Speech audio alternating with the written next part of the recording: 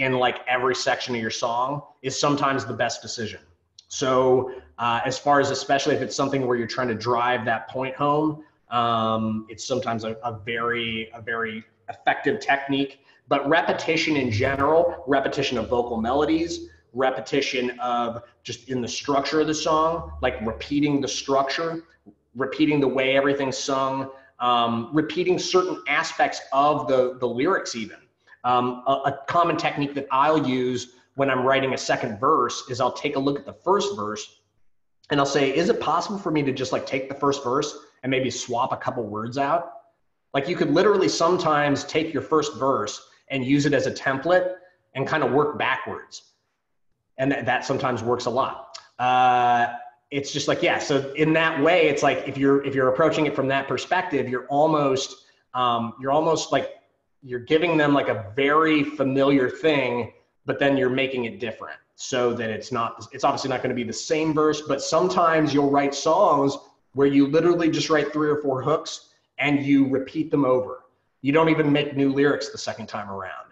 It's like maybe the way it's sung is a little different, or it's just like a thing where it's just like a hook after a hook after a hook, and then you need to take people back to that hook, and you love that verse hook so much that you just want to like sing it exactly the same way that it was before. It's a thing that like just gets it in their mind more. And I have plenty of songs that are like that as well. So it's sometimes way better if you have one killer verse. It might actually say everything you're trying to say, and to like create another verse might not be as effective. It might not add anything to what you're already saying. So these are just things that I think about when I'm writing stuff, and it makes things better, I find. This is an interesting one. Somebody once told me it's like you kind of want all of your vocal lines. So you'll have like if you have like a verse, for example, you potentially want all of your lines to kind of stand on their own. So it's a thing where you don't necessarily want like your first line to be dependent on the second line in order to make sense. So thinking of each line in your song as like a contained idea that people can understand, take in, and they don't need the context of the entire verse in order to understand it, tends to work a little better most of the time in my experience than having concepts that take 3 lines to understand. So in that way, you're not like, it's being concise. It's not using run-on, like treating your sections almost like run-on sentences. If you think of every line in your song as like a sentence, it can sometimes be more effective than coming up with a complex concept that takes several lines to get across. So that's one that was a big game changer for me. And so the next thing is like just cutting to the chase. It's like, you have, in the case, I mean, I would say you probably, with me, when I'm listening to music, you got at least like 30 seconds of my time. And you know, we do the listening sessions. I'm doing it to help out. So it's like I'm listening to like a much longer section of the song. But generally, when people send me stuff to listen to or give feedback on or things like that, just like I'll typically listen to like 30 seconds of it, and I'll skip around. There are some music supervisors, plenty of people out there, they'll maybe listen to 10 seconds of your song and make a decision. So that's why it's so important. Whatever you're trying to get across, make sure you cut to the chase immediately, that there's no dead weight. You're getting right to the message, and you're hitting them right off the bat with something that's hooky, that is good, and it draws them in immediately. And in this way, you can almost, the next thing, it kind of segs into the next thing I was going to talk about is like kind of the hook after hook approach. So I think it kind of helps me sometimes to think of a song not as like, here's the verse, here's the most boring part of the song, and then it goes up from there, and here's the most interesting part of the song. It helps me to think of it as like, I'm going to start the song off with a hook, and then I'm going to follow that with a hook, and I'm going to follow that with a hook, and that with a hook. And so it basically, the entire song is a hook. And the hooks transition into each other, and they build up. So there's ways to make really catchy hooks that are more or less kind of monotone. And these are just fall under like just different melodic techniques and different ways of writing interesting vocal melodies. You know, sometimes I actually like a common thing that's happening right now is just like that whole da da da da da da da da da da da da da da da da da, that whole like something that's like monotone, and then at the very end it does like some little interesting leap, little inflection. These are the types of like techniques that you can use to make every single part of your song a hook, so that people are drawn in immediately. There's no dead weight. It's super important.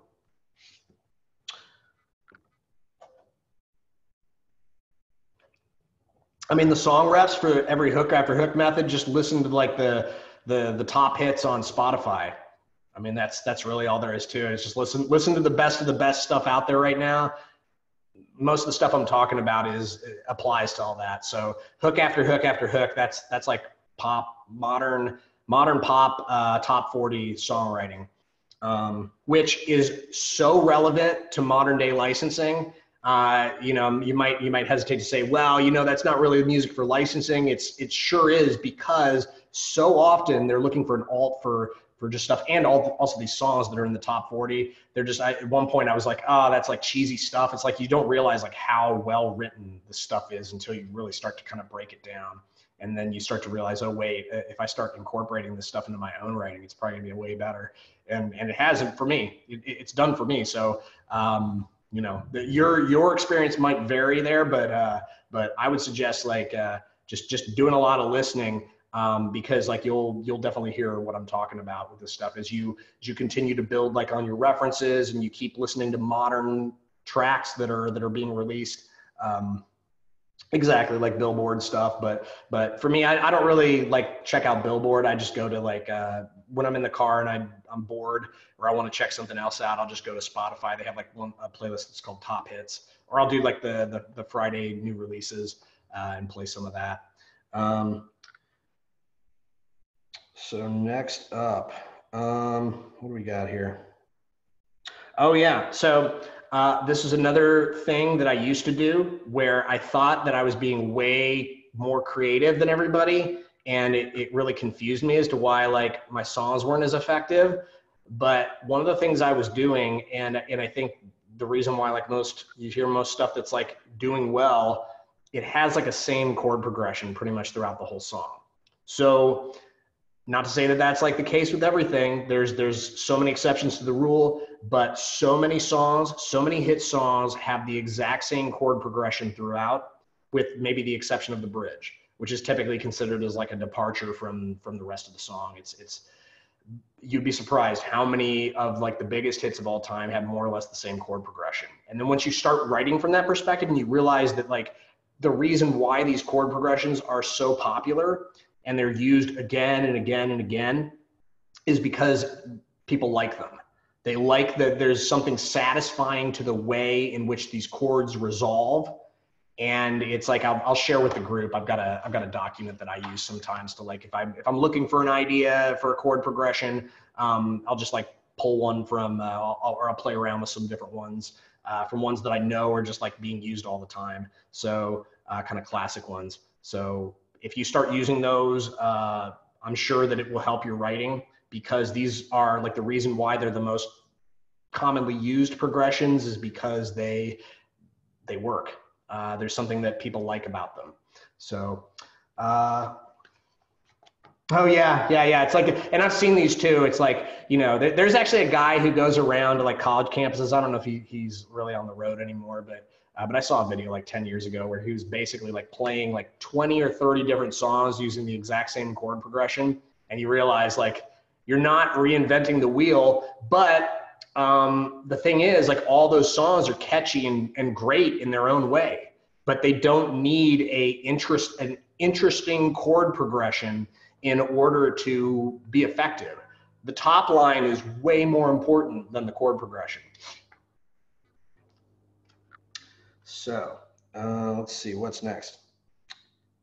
So, and that's just like, also, it's like familiarity is good. It's like teaching the listener. If you have to teach your listener a really complex chord progression that is not really in the sandbox of what people typically listen to, then that's just another layer that you have to teach them. So, you know, and I think that's like part of the reason why, like, I mean, some people love, I used to listen to a ton of like old Metallica, and that stuff like goes all over the place, and just has these long sections and feels like kind of meanders a little bit from time to time. But it's like, you know, that's a different listening experience than like a lot of folks like stuff that's like simpler, easier to grasp. And, you know, going to like basic chord progressions is definitely what, yeah, Megadeth too. I mean, I listen to a lot of that stuff. I've had like every single imaginable music phase. Megadeth, some funny songs. Their titles, they're like so good at titles. The titles of their songs are amazing. Oh yeah, so telling stories that people can relate to. So I think for me, it's like it goes back to like being relatable, having a conversation with the person who's listening to your song, and at the same vein, it's like you want to tell them stories that they can relate to. You know, that's easy for people to understand. It'd be like if you were telling a story in front of a group of friends. If you think about it like that, it's like it's almost like, oh, okay, I need to kind of tell a story that more than just like, for example, like my mom or something like that would be interested in hearing. So it's like, is your story interesting? Is it compelling? Do you have something that like people want to hear? And it obviously you want your song to be like a compelling, like a message that people want to hear. So I think about that too. It's like, is this thing that I'm trying to say, is this something that kind of sparks something in like people in general? And if the answer is yes, then I'm usually kind of on the right path with things. There can be some things where it's like, maybe I'll get into a space where like the thing that I'm trying to relate is just like too lofty, or it's just like a too infrequent a situation, and most people wouldn't really relate to it. And I just wouldn't choose to write a song about that most of the time, but I will write those kinds of songs for my own personal expression as well. That never get released, or some of them do get released, and that's just like, you know, my personal choice. But in general, I try to tell stories that are kind of universal, that people can understand, and then the thing is, I bring my own unique experience into that, and that way it's not boring. So that's kind of for me how I resolve that, because there's a certain part as an artist, it's like, well, you know, you should be telling like these really interesting stories that nobody has heard before. And it's, you know, I think so, but like also you can tell a story at a campfire that totally is a dud too, you know? So it's like, I think about it like that. It's like, you know, you want to become like kind of a storyteller that people enjoy hearing the story from. And then, yeah, we got the hook them in immediately. Oh yeah, so this is like, once you've established things, like typically for me, I don't really change anything about like the way I usually operate is my verse, pre-chorus, chorus, post. I'll usually do them twice without like really changing much at all about the way in which it's sung, the emphasis on the syllables, the emphasis on the words, the number of syllables in each line, the end rhymes, the way that those work. I'll try to operate like, because it's all about, for me, like teaching the melody. And then after that, it's a little more open. Sometimes second verse, I'll feel like maybe that last line before the chorus, I'll maybe change maybe some little inflection here or there. But once again, it's like, if you change too much about things, then you're gonna kind of risk people like kind of like not, it doesn't satisfy them in the same way, and then they don't really learn your melody as much. So yeah, that's what I like to do. But then after that, it's like a little bit more open, and you can have like, you know, the third verse could be like a down chorus, and you sing things a little differently. And those are the moments where I'm like, where can I be super creative about how I kind of recontextualize what it is that I've taught the listener.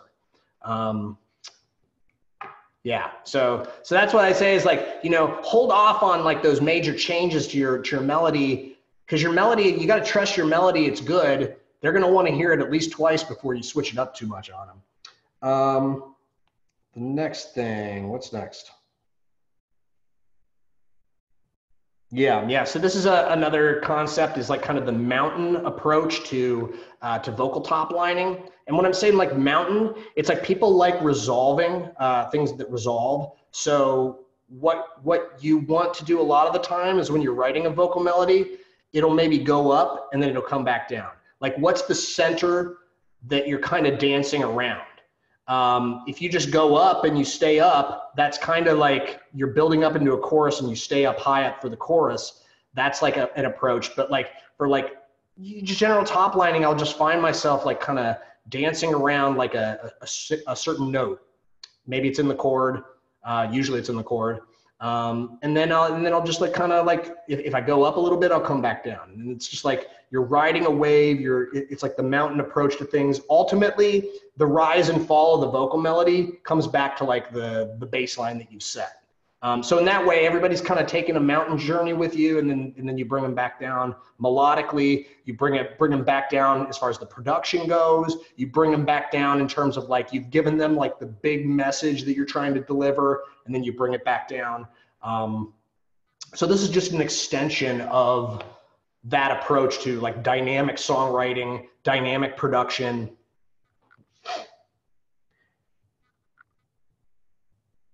Oh, don't be precious with your melodies or your lyrics. I feel like it's really easy for me to sometimes get stuck on an idea that I start to go along.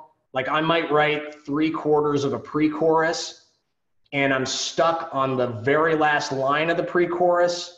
And I just like, I think I gotta like really power through it. Or if I'm writing with somebody else, we really like sit there and we're scratching our heads trying to figure out, because sometimes the English language is really tough. Sometimes you put yourself in a situation where you can't find an end rhyme to something. And it actually happens quite a bit versus like the Romantic languages, Latin languages, like there's like so many ways in which you can rhyme things. In the English language, it's fairly limited. There's so many cases where you just kind of have to fall back to some of the standard end rhymes, because there's really your options are very limited a lot of the time, especially when it comes to like having and this is actually a bonus one I'm going to write down. I just thought about that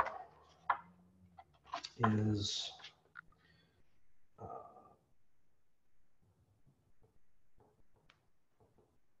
I'm going to talk about that later.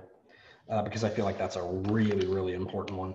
But what was I saying? I was saying, oh yeah, not to be precious with your melodies or your lyrics, because you should be willing to totally blow them up. You should be willing to totally reapproach any section that you're working on. If you get stuck, a lot of times it's way better just to nuke it, or just like literally copy and paste from a previous section. I feel like it's a good approach to have and have an open-mindedness to it. I've had so many songs where the song would have been like way less good if I'd tried to kind of power through the original line of like kind of creative, the original creative angle that I had with whatever that section was. If I had continued to pursue that versus like going back and reapproaching, it's like if you're going on like a nature hike or something like that, you have to think about it like there's like two roads and you can take either one. If you start going down one of them and you're up to your knees in like mud and you're not getting anywhere and you hear wolves in the distance, it's probably gonna be best for you to like, go back the other way and maybe take the other path. So it's like, it's kind of like that. You got to kind of think about like, what's the path that seems to be like the most fruitful, and then just kind of roll with that. But sometimes there's gold to be found. There's no rules with that either. Occasionally you'll have a breakthrough of some type that takes like an hour to do, and that can happen too. So, but in general, it's like you don't want to get stuck on one thing for too long. One thing that can be really, really easy to get stuck on is the whole like, it's an okay line, but I think I can do better. Like a lot of times that I think I can do better, you can get stuck for like an hour on that. And I don't, usually in those kinds of situations, I suggest like just continue to move on. If it's an okay line, you might actually grow to love it. You might not like it for reasons that have nothing to do with whether it's good or not. You might there's some part of your ego that's like, oh, I can do better than that. Every single thing I write has to be the most amazing thing ever. So, and that's not the case either. The Precious, yeah. Lord of the Rings. So good. So yeah, don't be precious with them. Next up, so yeah, here's the thing, like length of notes, you want to switch it up. I see this a lot in kind of like more inexperienced writers where their top line will kind of do the same thing throughout in terms of that they're starting to sing something like,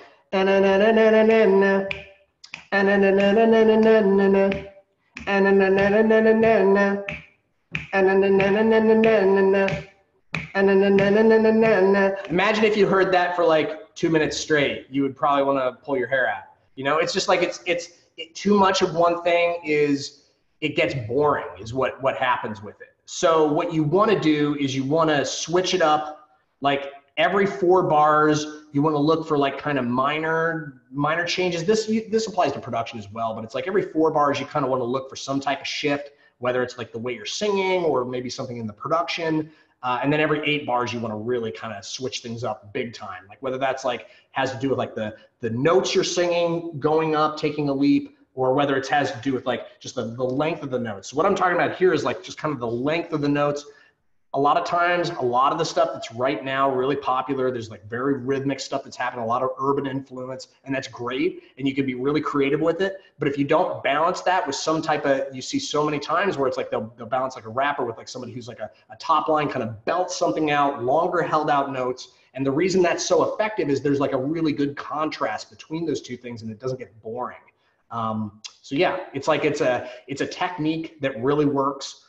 Is just to like be aware, and even if you're just a singer-songwriter, you know, be aware of like where are you being like, where are you doing any like kind of stops in where you're singing? Are you going I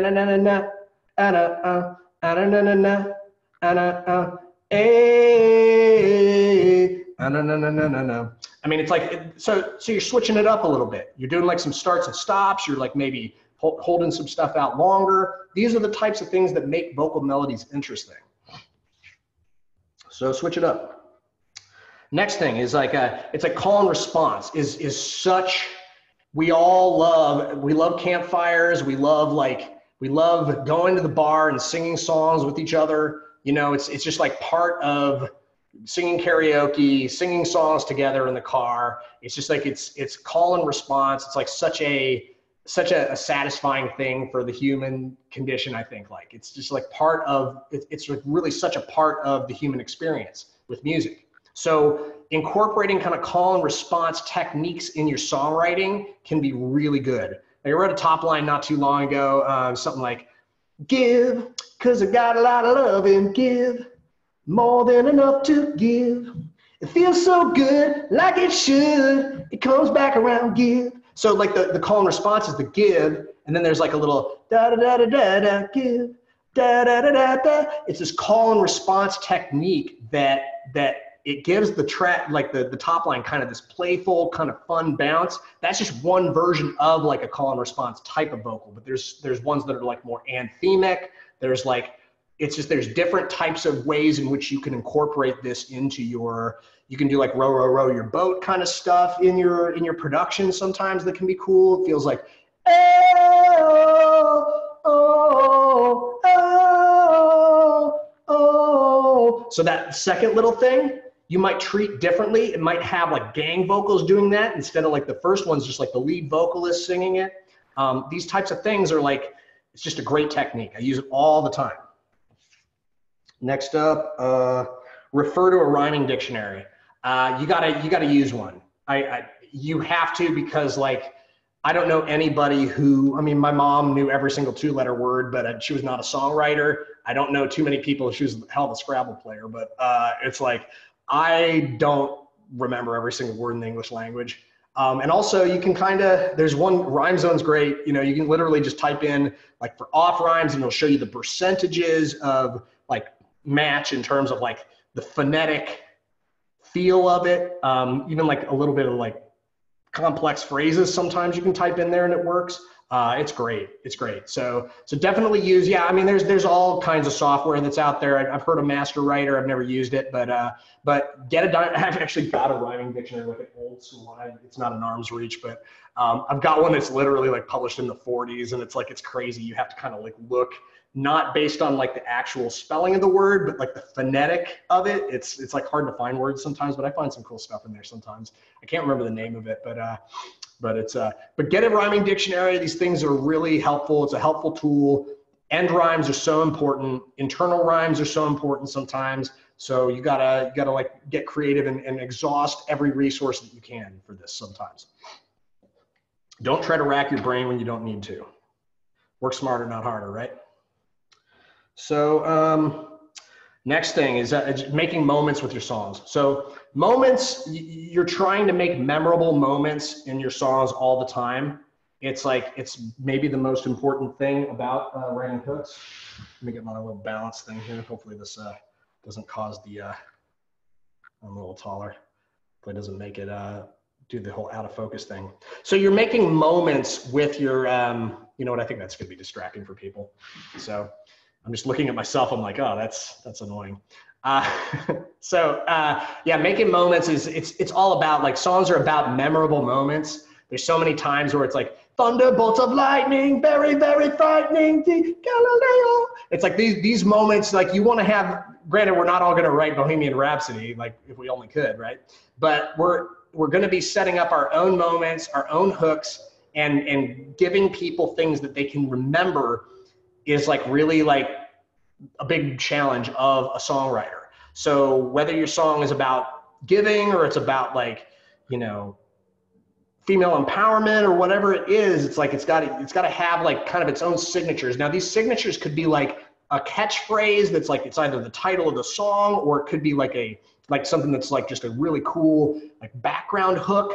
But anytime you can, like, just kind of highlight that and make it a moment, like full track stops and emphasis on the vocal can be super powerful. Just think when you're writing, like, how can I make a moment out of this that people will remember? And then it's, I find that songwriting is kind of a balance between substance and entertainment. It's like you're making something that means something, but you're also trying to entertain people. And if you make something without realizing that part of the goal is to entertain people, you're making art for sure, but you're maybe not going to reach the kind of audience that you want to reach, because you kind of completely forgot that people love to listen to music that entertains them.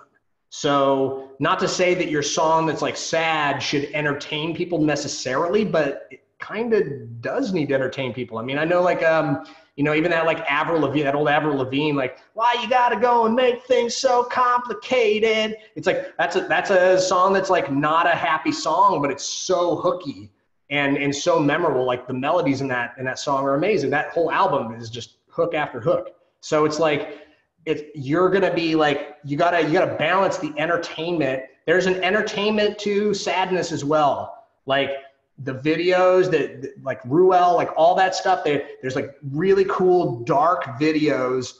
The videos themselves have artistic meaning, but they're also entertaining. If they weren't entertaining, people wouldn't watch them. So and entertainment is also like, is it interesting? Does it draw me in? It's like, entertainment doesn't necessarily mean I'm just doing a song and dance and it's cheesy or something like that. Entertainment is like, it's the showmanship of songwriting.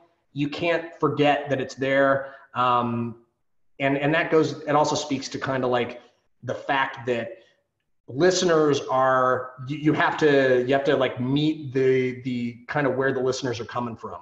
And create from, like, that you have an audience and you're telling a story that somebody wants to hear, or you're telling a story that people don't want to hear, but you're telling it in a really interesting way that maybe opens them up to the idea of it. So there's different ways you can approach it, but whatever way you approach with your songwriting, I suggest that you keep in mind that, you know, music is a form of entertainment.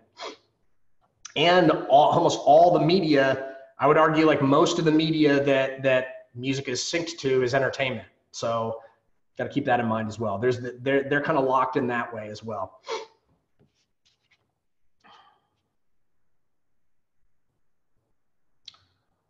Talked about the classic chord progressions. Yeah, so honesty in your lyrics. just whatever you're writing about, if you don't bring your own personal honesty into it, there's a certain layer of your own BS that you're putting between what you're trying to say and the listener. So the more you're able to just like let that go and directly address as honestly as you can whatever it is that you're writing about, you're going to find that it resonates more with people. And then the next thing I wanted to say is just as far as like interval stepping with the top line, it's the top line it's melodically, it needs to step up over the course of the song. So you're taking, for example, this is just an example structure, like your classic verse, pre-chorus, chorus, back to the verse. So for your verse, you might be kind of hanging around the root. You might be going a couple tones higher. You have kind of like a pocket that you're singing in, note-wise. Maybe it's like right around kind of the root in like whatever key that's comfortable for you as a singer to kind of start at. Then the pre-chorus, what you're writing might be a little higher up, maybe a few notes higher. And then a common technique, a technique that can get a lot of response from a listener, is to go up an entire octave for the chorus. So, and I'm talking about just the specific notes that you're singing. If you start applying this to your songwriting, you may notice that, I noticed this at one point, that a lot of times I was hitting them with like kind of my peak vocal, and then more or less the entire top line was kind of hovering around the peak vocal, and it would just get boring. So that was a huge eye opener for me. Maybe one of the biggest things that I learned as a songwriter that was a hard lesson to learn, kind of like almost 15 years into songwriting. I had a couple things where I just had a couple blind spots, and that was one of them. That's good. I love the standing desk.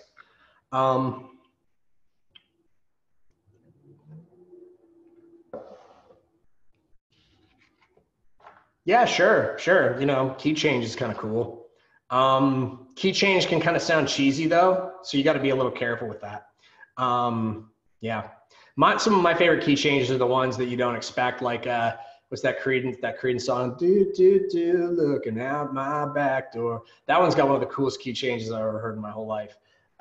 Like creative key changes can be mind blowing, but also it's in the pop toolkit. You know, that last chorus kind of going up. Good one. I love that you're all like kind of sharing your own tips with this stuff too. And that's the whole thing. Like, I'm not like presenting this stuff like this is the Bible of like how to write a song, or like, you know, what will make your songs more marketable. I would venture to say that these things I'm talking about, if you apply them, you'll probably be a better songwriter for the purposes of commerce and the purposes of getting your stuff licensed to film and television. But I want you all to like bring your own experience into it as well and share your wealth of resources with each other. And it's great to see you in the chat. So, you know, keep it up. I love the talk that we're having here. We're having a discussion about like what makes better songwriting, you know, what makes a better top line today. So let's keep going. All right.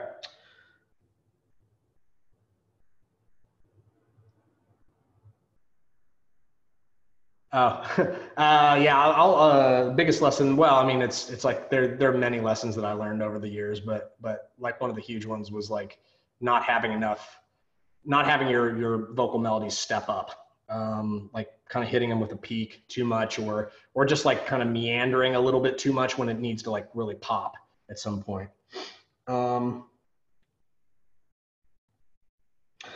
This is a really good one. And I'm finding this more and more as I'm writing. This is one that I've kind of learned the last year, is that like all you really need is one good idea. Honestly, like for the most part, what you need is like one really interesting concept. And then the song kind of revolves around that. It could be one phrase, whatever it is that's interesting, that is compelling, that can literally be the entire focus of your song nowadays, especially when it comes to ad music. Anything ad focused, if you start introducing concepts that are not completely similar, what ends up happening is it really dilutes the power of your message, and they're probably going to go with a song that's more about like the specific thing they're looking for. So especially when it comes to ad music, sometimes it's like picking one thing and doing it well. I've got one song that's like, I've several songs that I wrote with a great producer, and some of them have gotten like some big licenses, but I've got another song in that that's like, it's like, come on, come on, come on, come on, do it. Come on, come on, come on. We can do it. Come on, come on, come on, come on, do it. Come on, come on, come on. We can do it. Come on, come on, come on, come on, do it. Come on, come on, come on, come on, do it. Come on, come on, come on, come on, do it. Come on, come on, come on. Very simple, like very simple concept.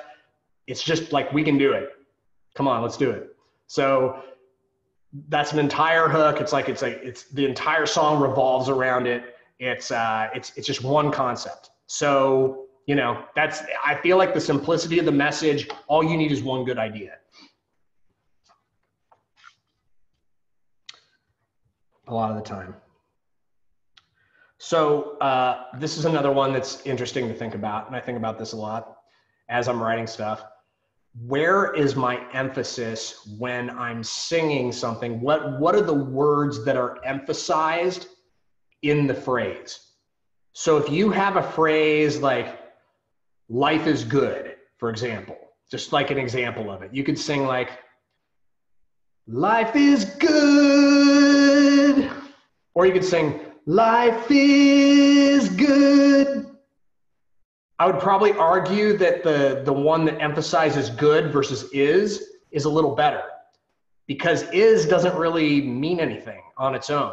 But good as a concept, like making this is a decision that we get to make every time we're writing a line, is like, what words am I choosing to emphasize? And if you're choosing to emphasize with your melody the words that like kind of have a little bit more like meat to them, they're a little bit more like they're action words. They're not like, you know, is and things like that, like words that are kind of just like they tie together, like words that are more important.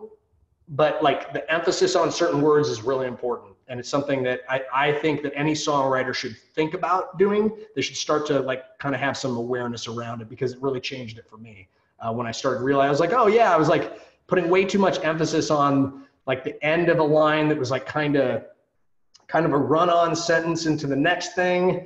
And I could have just like cut off the run-on and had this be like a separate contained thought, and then the next line have it be its own thought, and then have the emphasis when I'm singing, like the vocal melody, have the peak of the melody be like the word that I really want to get across. So yeah, that was another big one for me, was realizing that like there's power in the decision that we make around like what words to emphasize in a melody. The most interesting parts of the melody sometimes being the stuff that we're really trying to get across.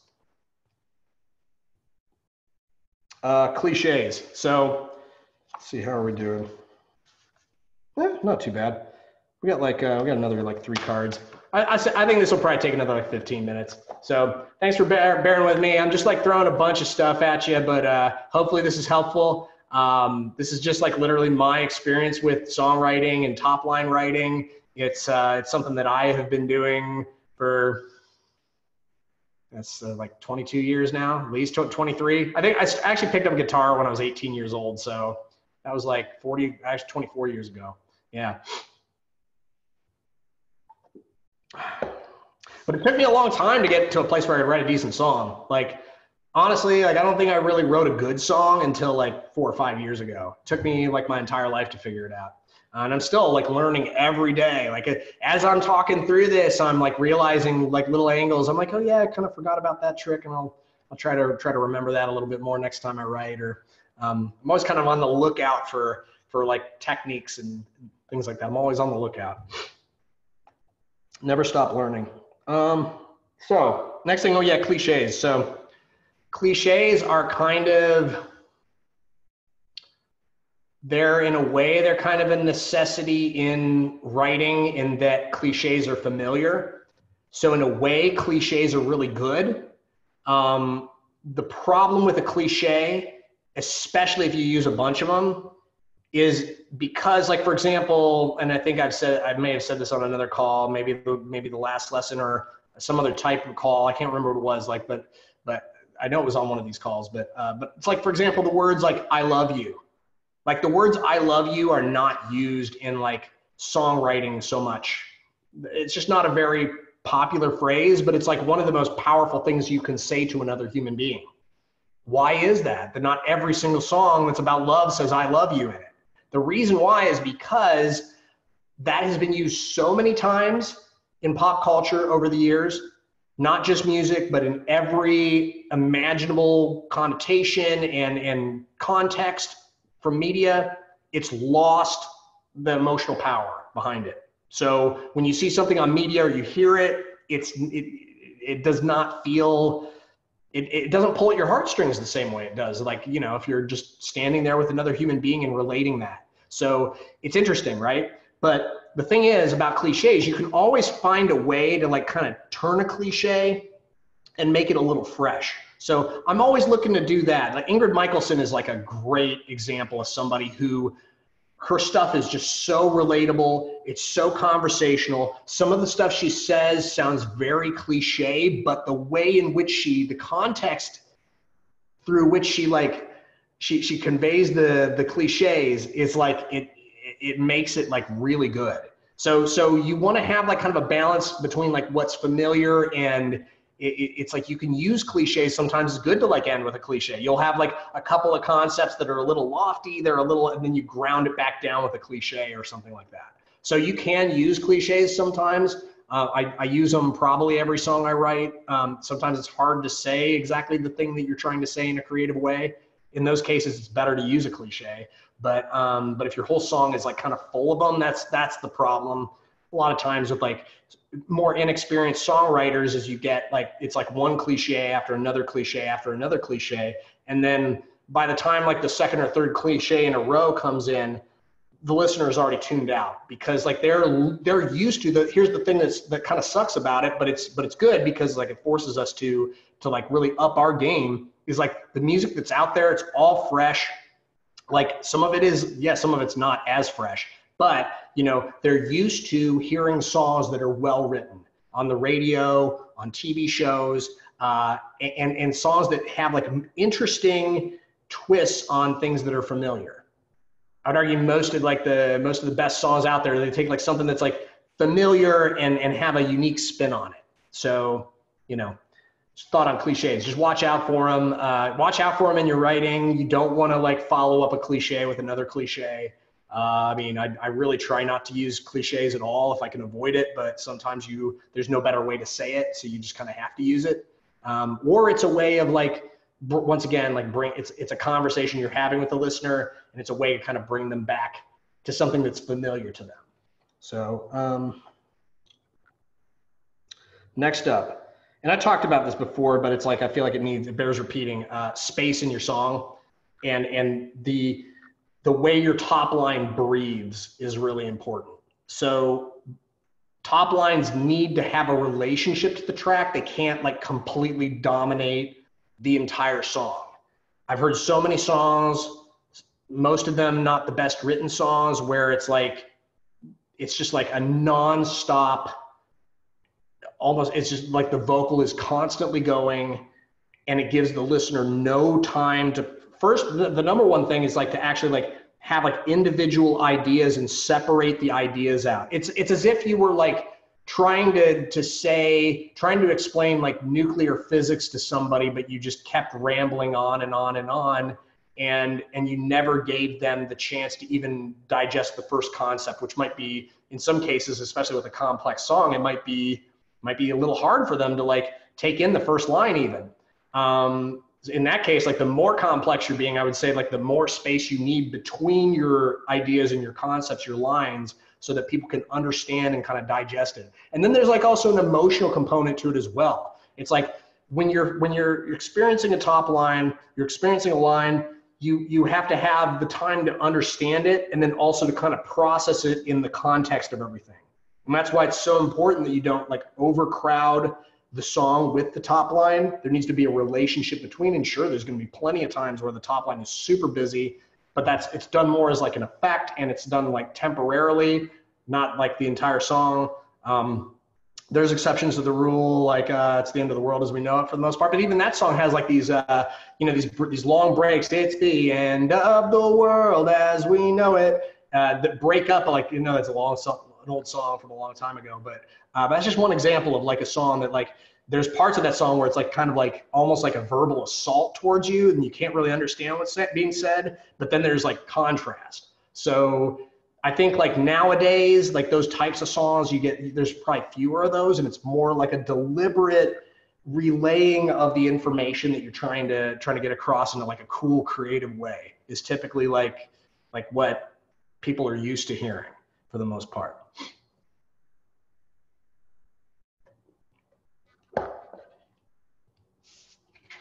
Yeah, well, it's like Alanis, like, yeah, sure. There's examples that contradict every single thing that I say today. So, and the very last thing I'm going to say to you all is like, there's no rules to songwriting and there's no rules to top lining. So, but that said, modern songwriting, these are the things that I find tend to work for me. So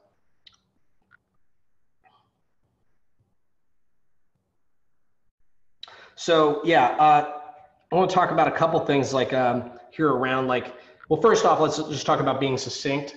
It's like, if you think about like, is your English teacher kind of standing over your shoulder, like grading your paper, you kind of have to do a little bit of that. I mean, I wasn't like a straight A English student. I'm pretty good with like grammar and spelling and everything like that, which I feel is like a step. My dad was like awful at it. So I feel like proud to have like taken a step up in my family in terms of all that.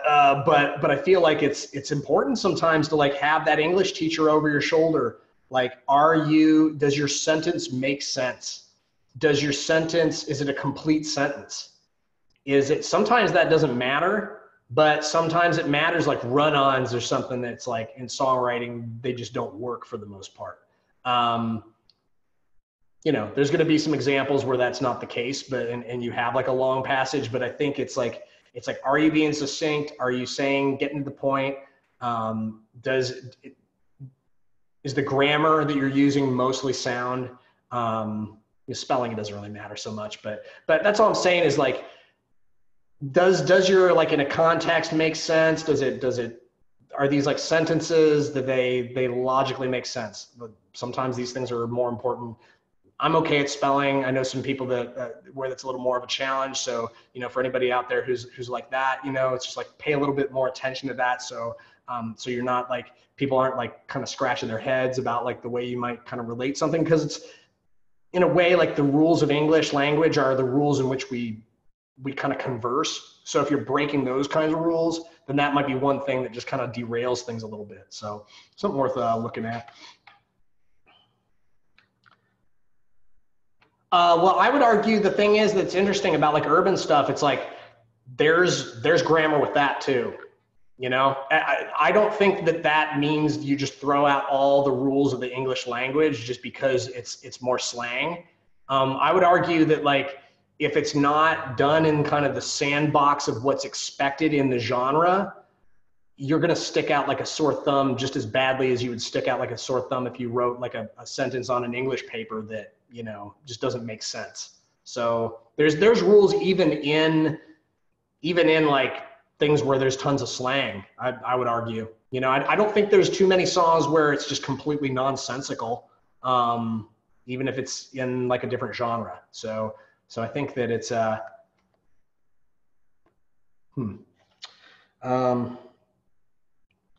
looking at some of the comments.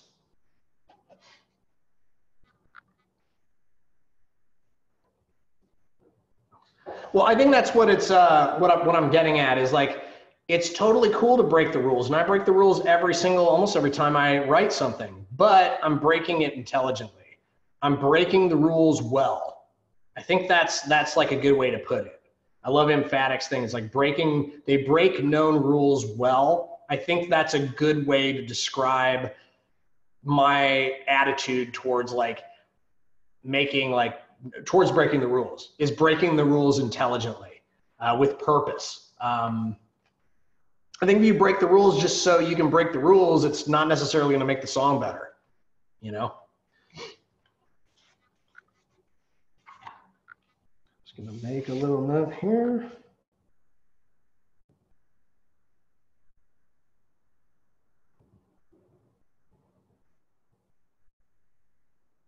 All right. So in terms of melodies, there's a couple techniques that I want to talk about. Just it can be kind of cool to think about just in terms of like stepping and then leaping. So steps are kind of like you're stepping up with your melody and then you might be stepping back down. It's kind of the mountain approach. You're kind of like stepping up, but like the whole idea of like stepping up is like a melodic technique. So blah, blah, blah, blah, but there's a lot of like different ways of blah, blah, blah, blah, blah, blah, blah, blah, blah, blah. There's different ways in which you can step up and down. Yesterday, all my troubles seem so far away. That's like that whole song is like stepping in a really interesting way. Versus like something that's like a leap. It's like, what's that song? I'm trying to, oh yeah. Oh, oh, oh, oh, oh, oh, oh, this is gonna be the best day of my life. Oh, oh, oh, oh, oh, oh, oh, that, oh, oh, oh, oh, oh. It's like a leap. It's not like it's not gradually going in. So it's like different techniques there's different flavors that you can go in with in terms of making your melody interesting. Just a couple techniques that you might want to explore, and there are so many. I'm not probably the best person at describing like the relationships between melodies, hit songs, and like, you know, the chords that they're based off of and all that stuff. But those are a couple of things that I've noticed about melodies that I tend to like use a lot. And then just like kind of the monotone, kind of syncopated thing. I think we'll talk about that a little bit later. Yeah, actually we talk about the next thing, which is kind of like the syncopation. The rhythm of a melody is just as important as the notes. So that is, I would argue, a lot of times, like part of what makes it more interesting is kind of the way that it syncopates over the chords. You can literally have the same chords going throughout the song, and then the way in which you're dancing around it makes it interesting. So I think that that's like another thing. Is like syncopate your rhythms. Like don't always like kind of sing on like the one and like da da da da da da da da da da ba ba ba. It's like play around the beat a little bit, try some different things rhythmically that can kind of spice things up, swing a little bit with the rhythm, try some different stuff out. And this is like, if you need something to kind of try in a different section of the song, I'm always kind of experimenting with, well, if I held this out, these notes in the verse are kind of like, it's kind of slower and it's kind of like more or less the same note. In the next section, I might do kind of that same thing, but it's a little higher, and then I might kind of start to syncopate the ends of it. And then towards the end, it like really builds up, and then it kind of explodes into whatever the chorus is. So that's just one scenario, but there's different ways in which you can play around with rhythms and just increase the kind of the interest level in like whatever it is you're trying to get across. I already talked about this, like it's like hook after hook after hook kind of as approach to songwriting versus like thinking of it more. I think this is a good one. It's like thinking of hooks as like, and this goes into structure a little bit. It's like you can have a song that has no verse. You know, you can have a song that is just like one chorus after another chorus, but they're kind of related to each other, and there's some places where the vocal melody is a little more laid back and it's a little further down as far as the intervals go. But you know, you can, for Dan Wilson, who's like worked with Adele and he's a great songwriter. He talks about like, you know, when they would write like some of their hits together, it was like literally they would just they'd write a chorus and they'd see if they could one up it, and they'd see if they could one up it. And then a lot of their hit songs off of her records were like songs that were written in that style. So it's an interesting approach, and I love doing it because it's like, you don't know sometimes where you're going to go with it. And then sometimes you'll find that you'll have 2 or 3 like really hooky sections, and then you're like, this is a little too much. Like all the time, I need to find some way to kind of bring it back down. And then you'll kind of almost in a way, you'll reverse engineer, you'll figure out where your verse should be. And then it'll kind of glue everything together and give it the nice dynamic that it needs.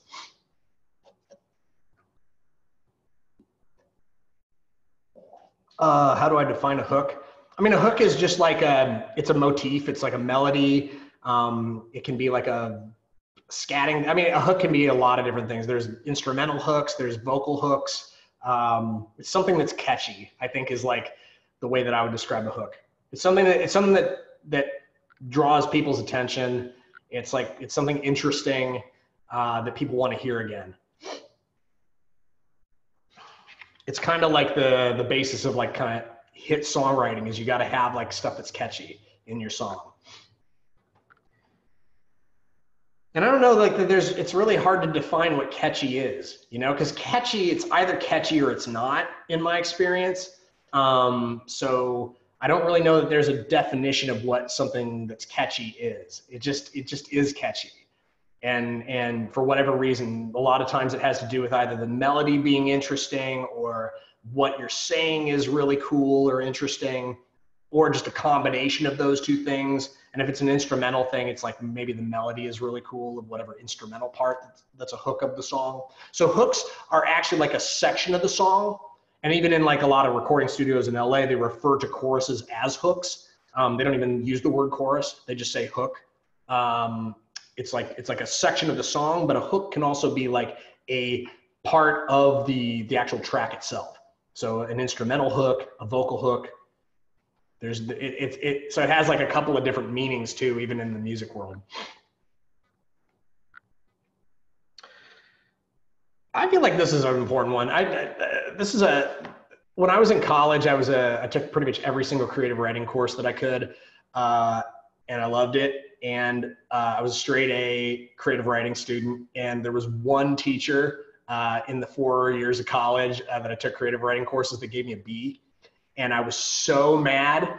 And the reason why they gave me a B was they said that my stuff wasn't worldly enough, was kind of the thing. And I'm somebody who came from the Midwest and like, you know, small farm country. And so to get that feedback from somebody at the time was like, oh, that hurts. And I was like, my ego was bruised because I was like, straight A student for the most part. Like, I'm super creative.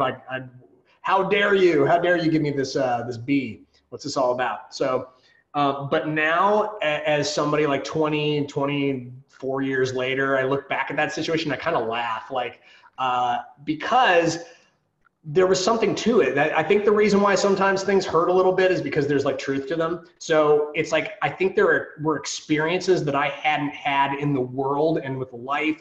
And some of it had to do with like never being outside of North America. Some of it had to do with like just growing up in like a rural county in Illinois where it was fairly culturally dead. And so for me, as a songwriter, my ability to say something that was compelling and interesting to somebody who had seen more of the world than like a small county, in a way, it was harder for me to relate anything that was like interesting on like a larger scale. Like, and I'm talking about like something that is more interesting. It's interesting to like a large group of people versus like, you know, my mom and my friends in rural Illinois or something like that. I mean, pretty much anything I would tell them, they'd think it was the coolest story, the most interesting thing they ever heard. And that's great. It's great to have that kind of support in your life. Great to have those kinds of people, have those kind of small communities. But what we're trying to do, and at least what I was trying to do, and I still am doing every day now, is like trying to reach a larger audience. And there were certain experiences that I hadn't had in my life that before I had those experiences, I was not able to kind of like make something more interesting. So I'm not saying that everybody here needs to get a Eurorail pass and go on a backpacking trip in order to write good music. I'm not saying that at all. But I will say that if you are having a hard time breaking out of kind of like songs that are a little too simple, a little too, people aren't really getting your message, I think there is something to like, how can you bring some cool culture into your life? How can you go out, get inspiration from something that's like much bigger than yourself? It had nothing to do with spirituality, by the way. Like just having a life experience that's interesting. Just go out and do something that like people enjoy doing, that like you would want to do bucket list kind of stuff. You start doing that kind of stuff, the kind of energy and the kind of experiences that you're going to bring into your writing, it's just a different, it's going to like elevate what you do. So that I just, from my own personal experience with it, I would really suggest like, you know, just keep looking at that, live your life to the fullest, seize the day. And if you're doing that in your life, you're going to bring it into your writing. For me, it was like I ended up having like a pretty big perspective. I went on and did some traveling abroad, living in Los Angeles. You live in Los Angeles for a year, you're going to see stuff like the first 2 weeks that you probably never wanted to see, but you're also going to see really cool stuff and meet people and have experiences and all this kind of stuff. Like, you know, there's definitely you're going to bring that into your songwriting, and it's going to be more interesting. So this is all just part of like, you know, tapping into that authentic self of yourself and finding those things that spark joy, doing them. And then in a way, you're kind of reporting back to the world with your findings. So I feel compelled to tell you all that because I feel like there's something to it. Like, that seems to have nothing to do with songwriting really, or top lining at all. But I think that it does, because you're going to take those experiences in your perspective and the interesting things that you have to say. They're the same interesting things that you would say to somebody if you're just standing at a bus stop and you're having a conversation with somebody. The different lines of like conversation you could have with somebody. Your just perspective is going to be different. So, all right, got a few more things here. Let's see. I don't want to blow through this stuff, but I'm going to probably pick up the pace here so we can I can maybe answer a couple questions if anybody has them, and then we can call it a day. It's been a lot of stuff. Sorry, I love doing this. I could talk about songwriting all day. I could talk about it all week. I talk about it for the rest of my life because it's part of what I love doing. So hook after hook, or we got that. Oh yeah. So internal rhymes and alliteration are really great. And if you aren't aware of using them in your songs, like internal rhyming is really good. Just having words that kind of sound the same within the sentence, not related to other lines in the song, can be really great. You know, just using, and if you don't know what alliteration is, it's like basically like a repetition of a certain syllable, or like consonant even, or not consonant, but vowel sound even. I don't think alliteration is really considered like vowel sounds, but I kind of think it is as well, because it's like a repetition of the same kind of phonetic sound.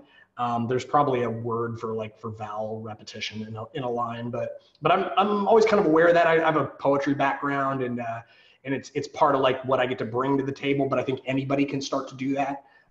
Some of the master writers out there, that, not to say I'm a master, but like some of the best writers out there, that you'll see like the intricate little internal rhymes they do, especially in like the urban stuff, is just like so fucking dope.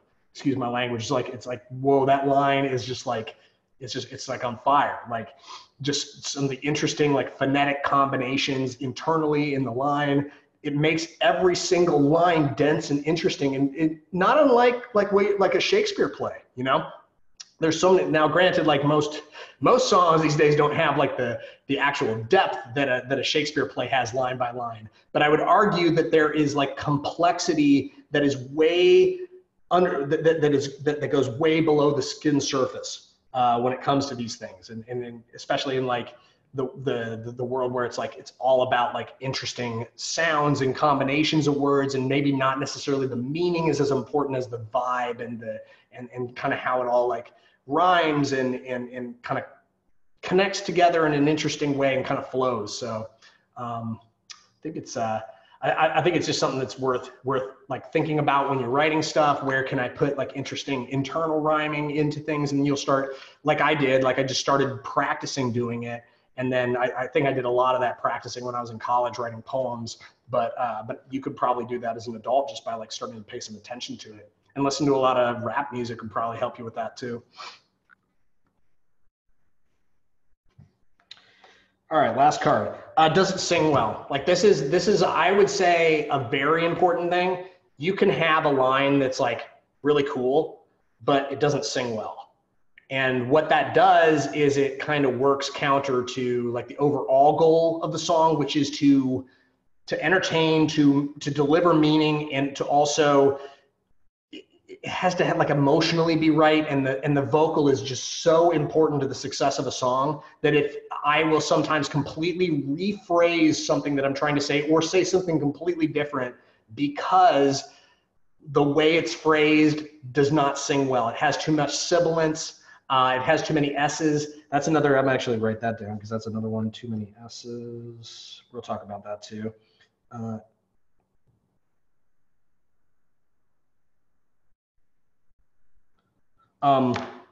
But yeah, I mean, having something sing well, I think is more important as far as like a word choice than the actual, like if the word sounds cooler, I think it's more important if it sounds good when it's sung and it's easy to sing. And I know it'll record well. I think it's just really important. And it goes also to like what I was writing down, which is like, and you face this a lot as a producer, you're like, ah, shit, I wish that like the way in which this was phrased didn't have so many like harsh S's and like hard consonants at the end of words, because I'm finding it really hard to kind of tame the harshness of the overall vocal. But what can happen sometimes with this is it has nothing to do with the quality of the singer. It has everything to do with the top line as it's written. So these are decisions that you can actually make the song better as a produced product by like being mindful of the way in which you're using harsh syllables or harsh sibilants. You're using like hard consonants. If you're using too many of them, what can happen is your vocal will sound like kind of harsh and kind of broken up sometimes. And it can be a real challenge. Some singers can really, they can land those like NTs or whatever like that with like just be able to just barely touch them. Some singers, they can't do it. Some singers, the sibilance is also just by the virtue of like just the timbre of their voice. Sibilance just like is magnified by like 10 sometimes. And you have to like make some creative choices sometimes about what types of microphones to use with them. But all of this can actually be corrected by, for the most part, by like just having a little bit of mindfulness sometimes about is it going to sound really good, and is it going to be easy to record when you sing? So I would agree that there's certainly like production techniques, and I use them all the time to kind of mitigate some of that stuff. But I think that it bears saying that like the writing of the line, and I've been doing this a lot recently, where I'm like, can we say that some way that's going to like just be a little smoother to sing, and it ends up turning out better. So, all right. We already talked about like speaking from the first person, not speaking.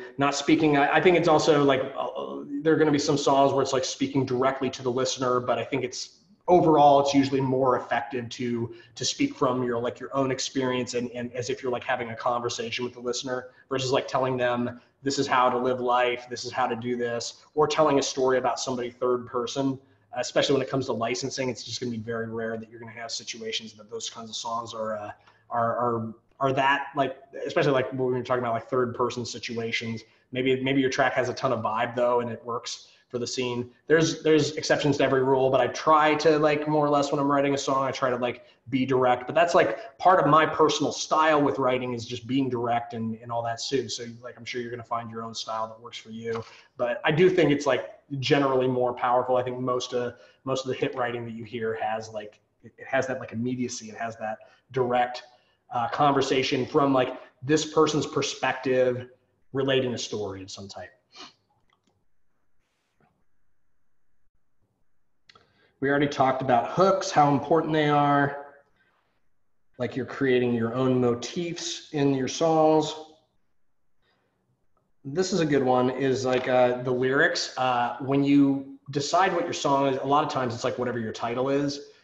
Sometimes actually a lot of times now when I'm writing a song, we're trying to figure out what the title of the song is, so then we can write everything around to support it. So with that being said, it's like once you find that cool concept that you can kind of write an entire song about, all of your lyrics should kind of be related to that topic and having that be the answer to whatever you're saying. So in that way, you want to kind of keep your concepts pretty simple, because like when you start straying off, if you have a song that's about female empowerment, but you also want the song to be about like making your dreams come true, and you also want to have the song be about like fire, that's, in a way, those are like three totally separate concepts that you could write a song about, like any one of those alone. And it could be an interesting concept. It might be more powerful for you to write three separate songs. One about fire, one about female empowerment, and one about, I can't remember the other thing I said, but three different things. Might be better to, or might be better to like just kind of like see female empowerment through the lens of fire, is a concept that seems like it could be like glued enough and not have like a distracting other concept, like some lost relationship or something like that. Lost relationship, that could be the entire focus of the song. But if you have like another concept, what happens is like you'll end up with a song that's like less marketable because it's about this and it's about that, but it's not as powerfully about this as like another song that was just about this. So you might, you know, I think that's something to be said there, is like having all your lyrics kind of like go around like one main concept in an interesting way, in a really great way, in a powerful way, being intelligent about how you blend concepts together, not have it be too complex. It's a little spoon feeding, but I think it does go a long way in terms of like making your songs more powerful, condensing the message. Thanks everybody who came out to check this out live today. I know it's people got stuff to do. I got stuff to do too, but I'm gonna hang in here. I'm gonna probably answer a couple questions of yours, but I'm having fun with this. Hope you're getting a lot out of it. Just got a couple of things to say. Oh yeah, scatting. I love jazz music. I had a phase where I was listening to a ton of like Thelonious Monk when I was actually one of my favorite things. I had a compilation of Thelonious Monk. I would just listen to that for hours and hours while I was like doing homework. And just like, I mean, yeah, it's not like vocal jazz at all, but just like the whole idea of scatting as a vocal concept. There's so many times where like I'll think like, what could I do that's like interesting? And I'll just start like, like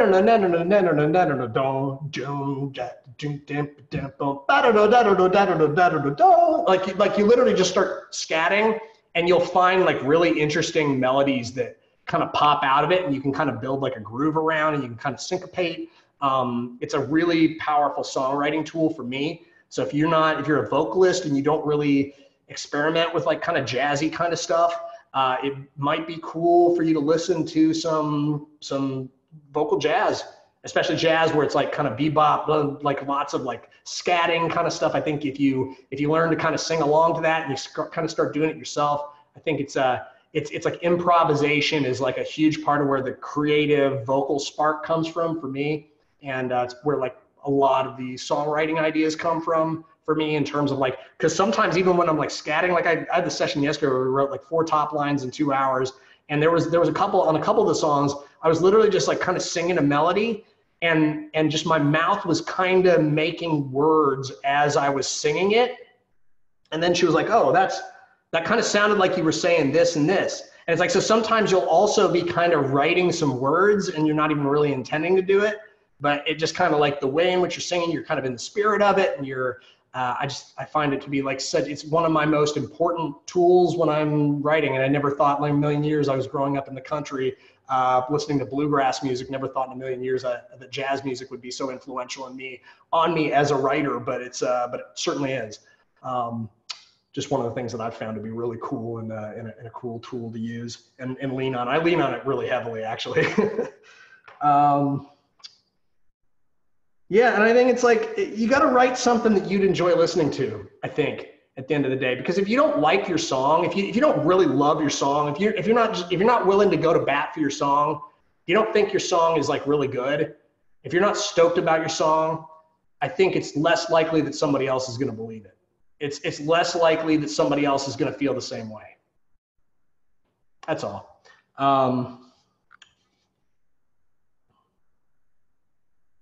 Yeah, I mean, I think that's it. It's like, and then I just wanted to end with just saying, like, there's no rules to any of this. Like, you can take everything that I said and throw it out and do your own thing. And, you know, I applaud you. Like, you know, do your own thing. You're going to learn what works for you and what doesn't. And just as I have, but like, you know, just take all this stuff into account, though. I will say that, like, you know, there's no rules, but I think it's better to break the rules intelligently and make a decision to break the rule. If you don't know what the rules are at all, it can kind of it can kind of not work for you as well because you're maybe breaking the rule in a way that doesn't make sense to some people. And you really want to, at the end of the day, you want to write stuff that people, the masses can relate to a certain extent. Even if like we have a lot of genres where they're like super niche, you can do that, and there's like still going to be a pretty large part of the population that's going to relate to that music. You can't do it like in a vacuum. If you create in a vacuum, you're probably not going to have much of an audience because your stuff's just not going to be similar enough to whatever genre you're trying to create in. There's going to be enough stuff that's like not working in the genre that you're making music in, that it's just not going to be as effective. But, you know, try it out for yourself, see what works for you. I hope all this stuff's been helpful for you. And if you got any questions, anybody got a question or two? I'm pretty much toast, but this has been great. By the way, like standing desk, I have to say, anybody who has any back issues, it's been like one day of having this thing set up, and I'm already feeling like a million times better. Just as like a total side note, like so far this decision to get a standing desk has been amazing. What do we got here? Got any questions? Let's see if we got anything. 310 is the West Side area code. So yeah, it's the neighborhood that I live in West Los Angeles.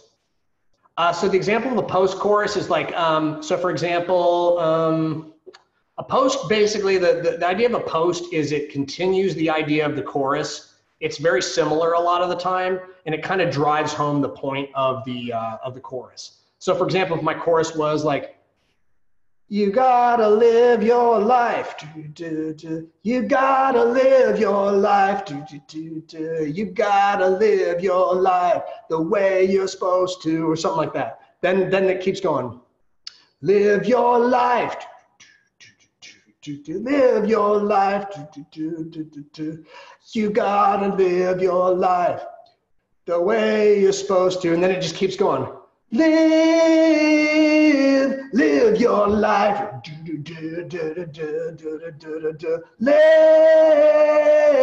Live your life. So that could be like an example of a post. Usually the post has like the same chords as the chorus. So maybe that was like a little bit of a transition that I was doing, but maybe not the best example. If I had like 5 minutes to sit down and give you a couple of examples, I could give you a ton of them. But if you listen to any like pop radio right now, I mean, most pop songs have posts, at least like kind of like more like your traditional kind of pop stuff, maybe not the Eilish stuff so much, but yeah, post is like, it's like something that happens after the chorus. It feels like the chorus is over, but it's not really over. It hasn't quite landed back to the verse, and it just kind of reinforces what the chorus is trying to say. No homework this week. You know, it's funny. I totally did not come up with an assignment. Now that I'm realizing this, I sat for like hours and hours and thought of all this. I'm actually, between now and the time that this posts, I'm going to come up with the assignment for you. I apologize. We didn't actually like write out all the assignments for the entire course before we put the syllabus up. And that's actually a bad on me. So apologize for that. You put me on the spot. I'm glad you put me on the spot. Unfortunately, I don't even have an answer for you right this second, but I will get you your assignment. And I'm going to think about like what is the best way to put what I've been talking about into action. It's like the whole point of this is, and I hope that like actually one of the things that you're definitely going to be doing is taking some of this stuff that I'm talking about and bringing it into the songs that you're working on writing right now for your EP. So I'm going to figure out some way to make that like something that you put a little bit of intentionality around, but I'll get it to you like here sometime before the replay post, and then I'll just put it up on the replay. Let's see, let's get one more. For those of us not caught up, get an extra week. You know, it's like this course is gonna be here for you for pretty much perpetuity. Even after the group's over, we're just gonna archive it and you'll be able to access it. So, you know, there's no graduation ceremony at the end of this. I would hope that you just try your best to kind of stay up, but stay up to date with everything that's happening, because I think that like this is going to be a huge growth spurt for you if you're willing to do the work and put in the time. There's just a lot of stuff we're throwing at you. Hopefully some of the stuff is going to go in one ear and one out the other. I know exactly what it's like. I've had similar experiences in life where I've had a lot of information thrown at me. And then sometimes the stuff like it really pays off like a year, maybe even 2 years down the line. You're like, oh wait, I remember what that teacher told me about, you know, compression or whatever it is. And then it just totally changes the way you do some things. But, you know, this whole process that Kathy and I have put together we really want you to get an EP so that you can have something to market at the end of the 6 months. It's really something we strongly believe in. So if you can keep up, please do. And if not, like, do the best you can to catch up. And what are 3 tricks or tips which are new to you and you will use in your next write? Yeah, that's a good idea. I'll think about that one. What else we got?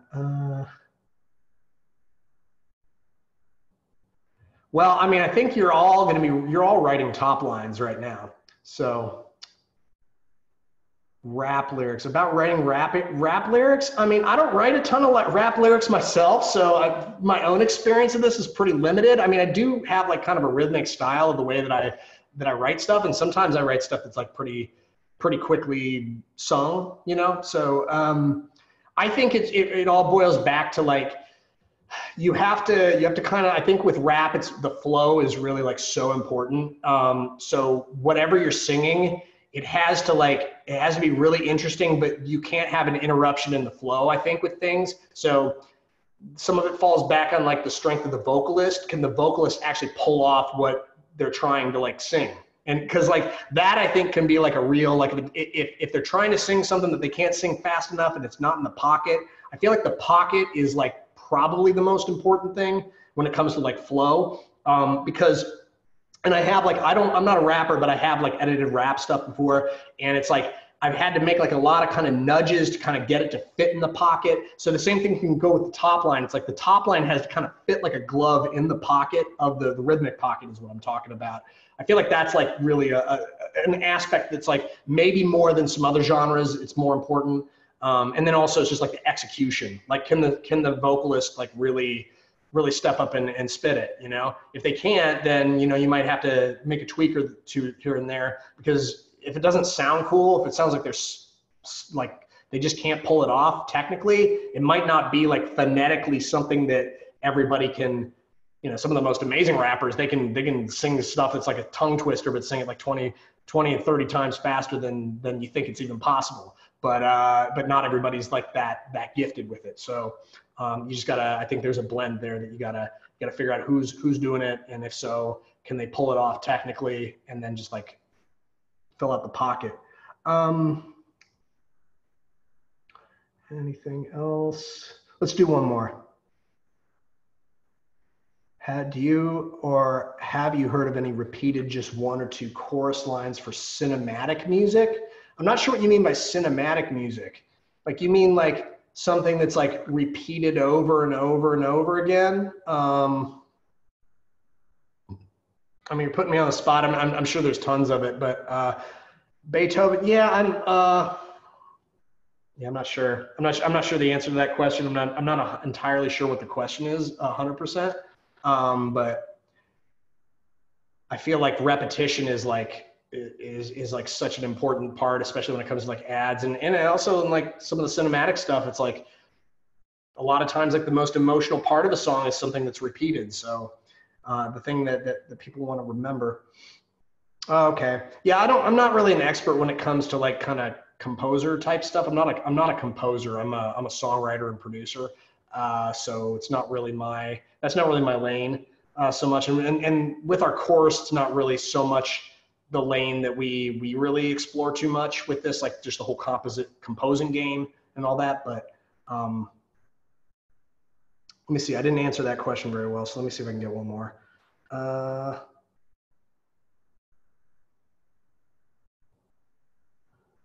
So we got that one. Yeah, I think that's it. I scanned back quite a bit. I think I'm toast anyways. This has been really fun. I hope, sorry about I'll try to figure out, maybe there's some way I can reduce the sensitivity of the camera so it doesn't focus in and out so much, or I'll just try to stay a little more steady. But yeah, hope you have a good day, and this has been fun, and I'll get an assignment to you really soon, and have a great rest of your week. All right, catch you later.